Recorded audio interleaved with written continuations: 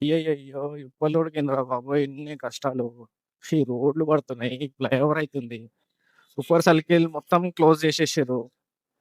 చెరువు కట్ట దగ్గర ఏదో అది పార్క్ అయితుందా అసలు ఏమైతుందో అసలు అర్థమైతలేదు. ఇన్ని పనులు ఒకటేసారి వచ్చి పడ్డాయి దీనికి.